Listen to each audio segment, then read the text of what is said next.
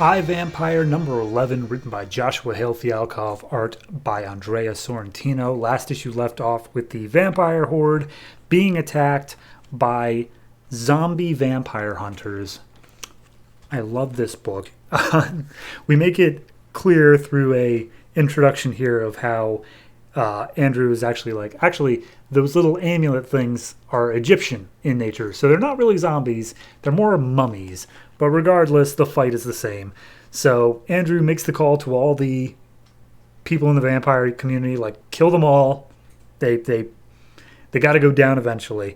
So they also make the point of, okay, you rip off the necklace, they lose their magic, and then they can go down very easily. So that's the goal, is to rip off all the necklaces. And Mary goes around and starts trying to kill a bunch of them by taking off the necklaces. But some of the vampires ain't so bright, and they start trying to bite the zombies, which, because of their magical powers and whatnot, make it so that the vampires themselves get infected with the kill vampires thing and become zombies themselves.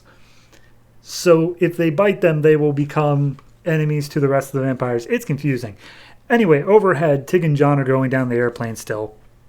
Tig manages to have a razor blade. She cuts through her ropes and then makes her way up to the cabin of the plane. She's like, well, no better time than now to learn how to fly a plane, as she sees it careening into the side of a giant mountain. And then down on the ground, we see the leader of the Van Helsings is meeting up with Andrew, just being like, I look slightly more forward to your death than I do mine, but both are going to be satisfying here. And Andrew's like, dude, all I wanted you to do was your job. That was the whole reason I had them get you, is that we are supposed to be in an eternal stalemate. Neither of us is ever supposed to actually get the upper hand, you idiot. Cut back onto the plane. And John's like, Tig, goddammit, come here and untie me. She's like, I'm flying the plane. And he's like, untie me. She's like, fine. Presses the autopilot button, comes back and unties him. He's like, why aren't you flying the plane? He's like, make up your mind, man. It's the autopilot. It's fine. And John's like, I don't think the autopilot works that way. As the plane comes slowly into what you could consider to be a landing, but in reality is just crashing into the ground. Everyone on board is fine, and they're like, all right, cool, I guess we made it out. But then they hear this beeping noise, and Tig looks in the back cargo hold and sees just huge troves of dynamite there set on a timer. And she's like, all right, time to run. And they run as fast as they can, but the plane explodes. And Andrew looks at Van Helsing like, what the hell was that?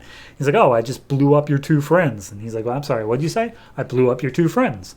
And then Andrew just rips off Van Helsing's arm and be like, cool, so here's what we're going to do now. I'm going to keep ripping pieces off of your body, and we're going to see how far I can go until you turn into a zombie.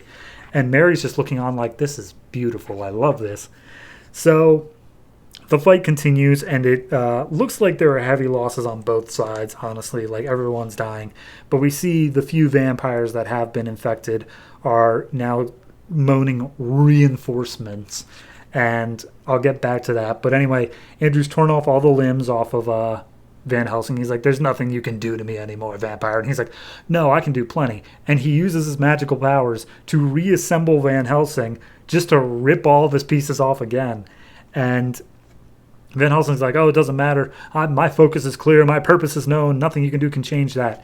And as Andrew's about to kill him, John and Tig step out of the wreckage and they're like, hey, I can't let you do this. Like, Andrew, you're better than that. And he's like, no, this is what I've always been. I've had to hide the real me. He's like, I get that, but I still can't let you do it. And John beheads the Van Helsing with a sword. And they start talking, just catching up a little, just being like, oh man, that was crazy. And then the body gets back up again, and Tig finally chops through the middle of it. And she's like, am I good to kill that guy? He's not going to unleash any sort of undead whatevers. So then Mary finally comes down. She's like, oh, cool, everyone's alive. Van Helsing losers can't seem to do anything right. And she explains the situation going on with the undead vampire hunters, to which that's literally what Andrew calls them. And just like, yeah, okay. Okay, so here's the deal. We're going to have to kill them all. And Mary's like, that's what we're doing? She's like, yep, get on board or get your head cut off. And he's like, all right, well, fine. So Andrew lays down some cover by unleashing a magic spell, basically freezing everybody in place. And so the four of them just start making their way through the crowd, slowly killing all of them one by one. And over the course of the bottom of these pages, there are panels of the zombie that was saying reinforcements.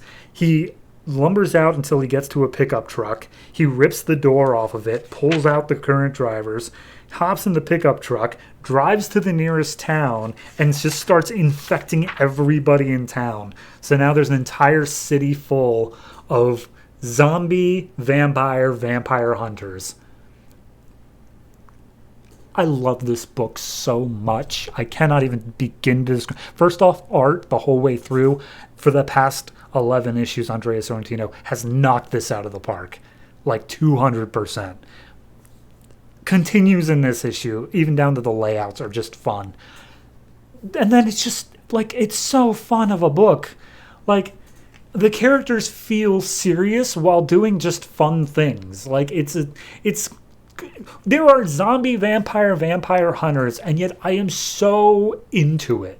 100%. I can't even begin to describe it. Oh, God. It makes me so angry that I think there's only one more issue of this. Next issue is the last issue. And it looks like it's a crossover with Stormwatch, which kind of disappoints me. But, God, this book has been so much fun. I'm going to be so sad to see it go. This issue, I gotta give it a 9. Honestly, if you have not checked out iVampire, please forget everything I've said over the past 11 months. Go get the 2 trades and just read them. They are fantastic and are well worth it. I love every second of this book, and I will continue to do so, hopefully, in the final issue next month.